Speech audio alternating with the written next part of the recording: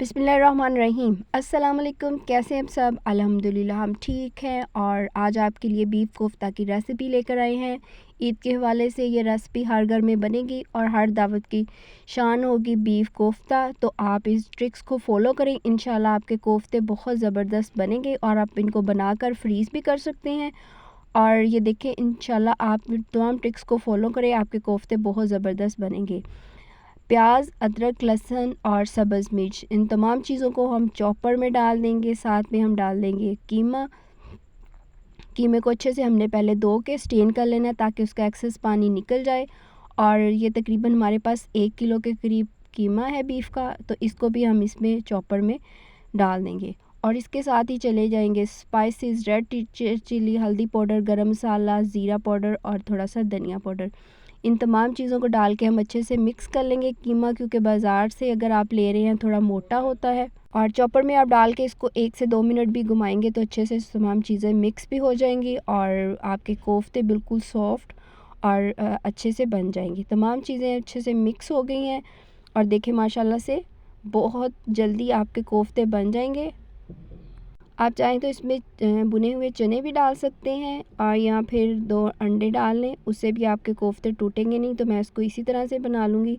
और अब हमने शेप दे लेनी है अच्छे से। हमने इसको हाथ की मदद से इस तरह से गोल घुमाना है ताकि कहीं से भी क्रैक ना रहें। आपके कोफ्ते कभी भी टूटेंगे नहीं अगर आप उसको अच्छे से इस तरह से हाथों के साथ उसकी बाइंडिंग करेंगे। तो माशाल्लाह से कोफ्ते हमारे बिल्कुल रेडी हो चुके हैं। इसी तरह से मैं तमाम मीट बॉल्स बना लूँगी और इसी तरह से हम इसको जब भी आपने पकाने हैं उससे कुछ देर पहले आप बना के उसको थोड़ी देर फ्रिज में रखें या फ्रीज़र में। ये भी एक ट्रिक है, तो कभी भी आपके कोफ्ते टूटेंगे नहीं, ना ही उसमें क्रैक्स आएंगे। ये देखें माशाल्लाह से बहुत ज़बरदस्त हमारे कोफ्ते सॉफ्ट से तैयार हो चुके हैं। और इसकी ग्रेवी हम तैयार कर लेते हैं। उसके लिए हमने सबसे पहले कोफ्ते को फ्राई कर लेना है ताकि अच्छे से वो उसकी स्मेल वगैरह ख़त्म हो जाए। आप चाहें तो उसको ग्रेवी में डायरेक्ट डाल के भी आप उसको भून सकते हैं, लेकिन इस तरह से बहुत झटपट से और आपके लजीज कोफ्ते तैयार हो जाएंगे। अच्छे से हमने दोनों साइडों से इसको कर लेना है फ्राई। और कोफ्तों का कलर बिल्कुल हमने ज़्यादा डार्क नहीं करना, हल्का सा लाइट ब्राउन सा कलर हो जाए तो हम इसको निकाल लेंगे।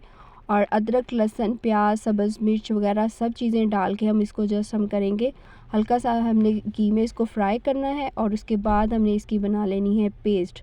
बहुत झटपट से आपके कोफ्ते तैयार हो रहे हैं माशाल्लाह से। आज गला भी मेरा थोड़ा सा ख़राब है, इसके लिए माज़रत।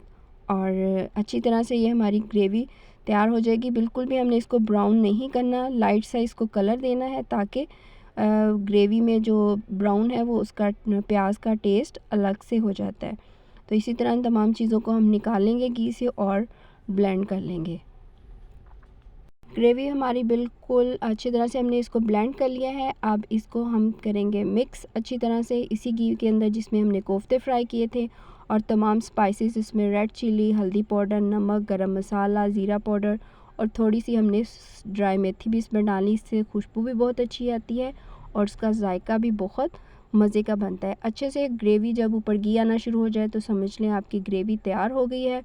और इसमें हमने डाल देने हैं जो फ्राई किए हुए हैं कोफ्ते हैं, वो हम इसमें डाल देंगे। और थोड़ा सा इसमें हमने दही भी ऐड करना है और आप चाहें तो इसमें क्रीम भी ऐड कर सकते हैं, क्रीमी कोफ्ता भी बन जाएगा। और इसमें हमने थोड़ा सा गरम मसाला एंड पे भी डालना है। और जो कोफ्ते फ्राई हुए हैं वो हम इसमें इस तरह से आराम से इसमें रख देंगे। बिल्कुल भी हमने चम्मच से ज़्यादा इसको नहीं हिलाना ताकि आपके कोफ्ते बिल्कुल उसमें घुल मिल ना जाए। आपने इस तरह से कढ़ाई को पकड़ना है और अच्छे से उसको घुमा देना है।